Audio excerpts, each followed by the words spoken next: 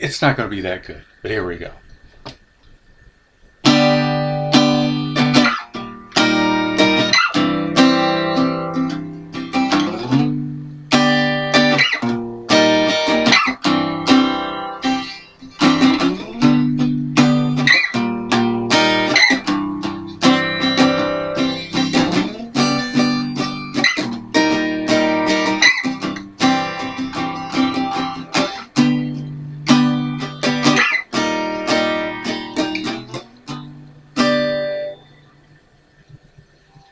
That was my performance of Nether Street by Bodast, or Worm by Yes, depending on your perspective. So, I've been doing this multi-part series, and for the handful of you that are coming in and checking me out, I'm thrilled, okay? And I'm going to try to get better at all this as I get used to making these. So, I'm going through all the Yes albums. That's 52,000 different albums I have to go through. Okay. But they do have a lot of studio albums.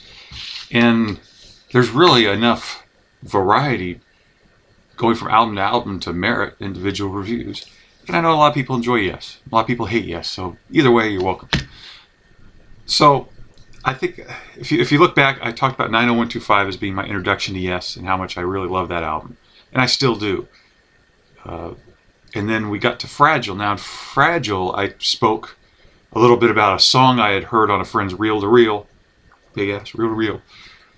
By as clearly Yes, but I couldn't figure out what it is, and he didn't know the name, and it was missing kind of the beginning and end of the song. Well, that turned out to be Your Move from the Yes album. And how did I find this out? Back in the days without internet, I bought the Yes album, and that was on there. So let me just go, let me start off with my thesis. This is one of Yes's best albums, and it's also one of the great albums from the 70s, okay? I can't tell you enough how this album is not appreciated by classic rock, or whatever you want to call it nowadays. So anyways, this is the 2003 remaster. So we start off with, well, first off, important staff changes, right?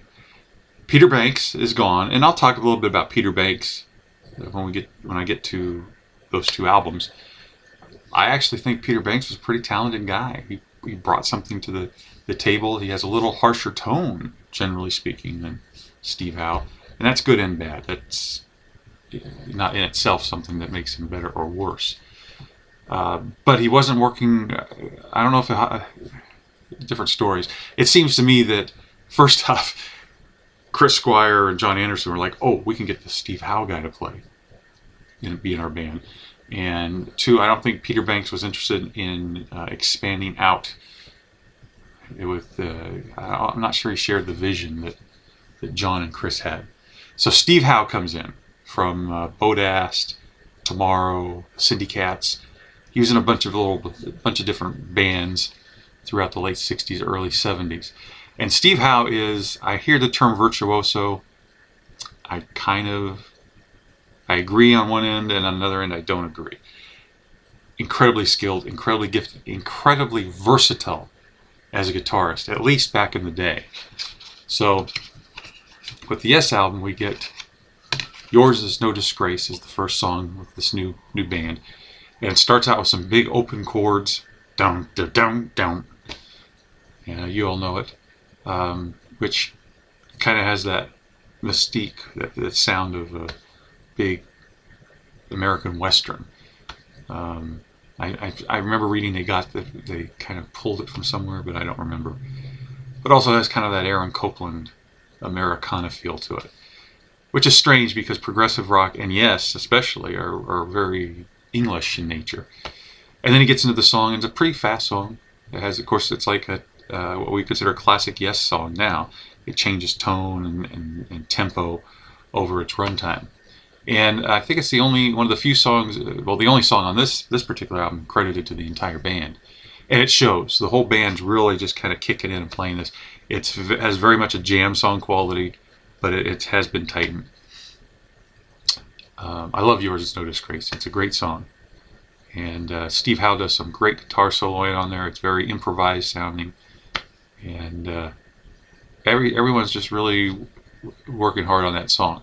Next comes Clap, which used to be called The Clap until people realized that doesn't sound right. Honestly, if it was still called The Clap, I wouldn't care. I mean, it's just, show a little ability to think beyond one thing. And it's live, and it basically really is an introduction to Steve Howe for fans. This is a piece of ragtime picking that Steve wrote. It's very well done. It's called Clap. It's a very happy song, a piece of music. And there's just some really good ragtime picking. Now, I loved the song when it came out, but I had been raised listening to Chet Atkins and Merle Travis. And so it wasn't like the first time I've heard this kind of guitar picking. But it's still great. It's one of those songs I've been wanting to play on guitar myself. I don't think I could ever play it quite as fluidly as Steve. That's fine, but I think I'd enjoy playing it. Next we come to the first song in Yes's history to have movements, or a suite with movements. Yeah, Starship Trooper. And it's really 3 songs put together. It's very clear, distinct in that sense.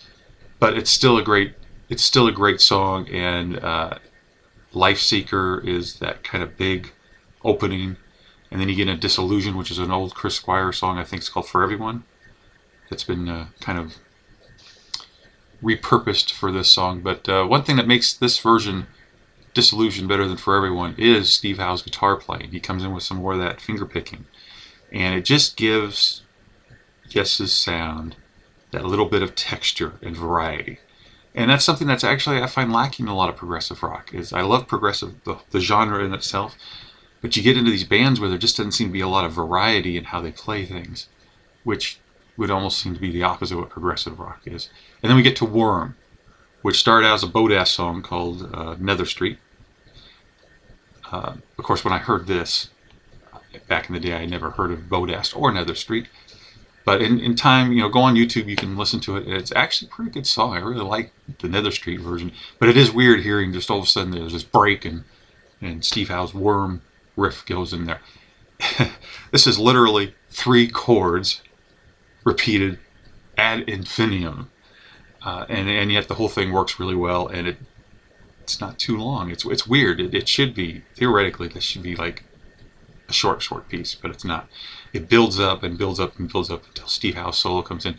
Once again, one of Steve's best solos, rock solos, is in Worm. So then we get to this what was originally the second side of the record. Your Move, All Good People. Yeah, it's broken up as an A and a B, which is weird because the songs really don't seem to have much to do with each other. I really loved you. Like I said, Your Move was the song I heard. It was the first time I heard classic Yes, and I said, wow, I love the harmonies, and I like the acoustic guitar, which turned out to be like a Portuguese 12-string or something like that. Whatever. Very simple song, very elegant, pretty song. It's great, and it has that great little chorus in there. And then you get into All Good People, which is almost the opposite. It's a rockin' song. It's a jam. It really sounds just like a jam. And they would say the same thing. I've seen all good people turn their heads each day, so satisfied I'm on my way. And they sing that for about 5 hours. It's good to hear the band in this kind of loose form. But boy, that song, it's of all the songs on here, it's the one I'm tired of. But I still like Your Move. And I honestly kind of wish that the track selection allowed them to be separate on the CD. So then we get into Adventure, which is a very odd little song. First off, it sounds a lot like what you'd expect, what you hear in the first 2 albums. But it's actually a really good song. I don't think people appreciate it that much. You got these big, huge, big songs on this album. Adventure is just kind of this little piano-driven song, and everybody plays really well on it. Steve Howe does a lot of little jazzy guitar fill-ins, and Tony K is actually really good on this particular song, and I'll try to get to Tony K before your interest fades in my video. Sorry, I'm fighting a little bit of an allergy here. And then we get to the last song, which is just kind of another one that I don't hear Yes fans talk about too much. It's Perpetual Change. Perpetual Change really just goes for it, and I love Perpetual Change. And Kay is pounding her way on his organ, fiddling with his organ. But you know what I mean. Steve Howe, everybody's just, and Bill Bruford really, I mean, Bill Bruford shines on this whole album. They all really do. But he just has some good playing, doing what he does, which is, you know, you could say he's a jazz drummer, and certainly he is on some level a jazz drummer. He's really a rock drummer that's been heavily influenced by jazz. And in here you get best of both worlds. You really do get some rock. Bill Bruford doing rock, and Bill Bruford doing that little jazzy stuff he does. Little syncopated, you know, hi-hats and stuff. I love that song. Perpetual Change I just absolutely love. And I have very fond memories of playing that in a car back in my teen days, and having some snobby girl sing during the whole little jazz break. That's when she came in the car. Said, oh, well, I guess, that's okay if you like that jazzy stuff. And then it kind of bursts into this chaotic piece of music. And I wish you could have seen her face. It was just this great, because she was a bit of a snob. So, anyways, so that's the album as a whole. And then we have the little bonus tracks, and I don't like talking about these too much just because they're boring. Your Move, there is the single edit version on here, so I guess I can't complain too much. Starship Trooper, Life Seeker, single version. Okay, the next couple of Yes albums, they try to produce single versions out of these really long songs that aren't like friendly for a 45. This one's okay. It's okay. I have no reason to ever listen to it again, though. And then a studio version of Clap, which Steve Howe apparently is really pissed off they put on here. That is okay. It's fine. I do like the live version there. I think the live version just kind of caught the mood of the song better. But it's fine. And it's interesting, certainly interesting to give a listen to. So there you go. Yes album. Now, Tony K, of course, was still part of the band, and I didn't think too much about this because 90125 was the first album I heard, and Tony K was on there. Tony K plays piano, and he likes to play organ. He doesn't really seem to like to play anything else. I've read a few interviews with him. He hated like the Mellotron, and he just wasn't interested in the new technology. And as on a musician side, artist side, I get that. That's fine. That said, his playing on this album is actually very good. It's not Rick Wakeman style playing, and nor should it be. I don't think, if Rick Wakeman had been with the band, I don't think this album would have worked as well.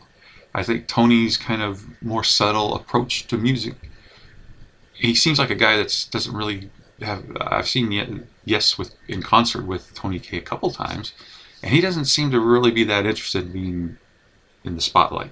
He just likes playing the songs. That's just my impression. And he does that. But his playing's very good in this. And he really does contribute to the whole of the music. Now, I love Rick Wakeman too, because, he's flash. He does flashy stuff, and he's very good. But he also kind of, showboats. So, this is my little words of praise to Mr. Tony K. You helped make this a great album. The songs are good, the structure's good, the long songs aren't too long, and they also flow. There's a flow to these longer songs that kind of starts going away. Well, not Fragile. Fragile still works very well, but once you get to like close to the edge, there is kind of a small problem with the rhythmic drama involved in the music. So the Yes album is, even if you're not a huge Yes fan, I suggest you check it out.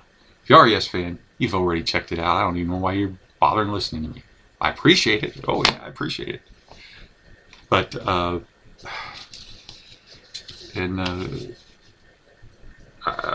do always find it a little funny that Tony K gets such a big picture in this. That's all I have to say, really. I love this album.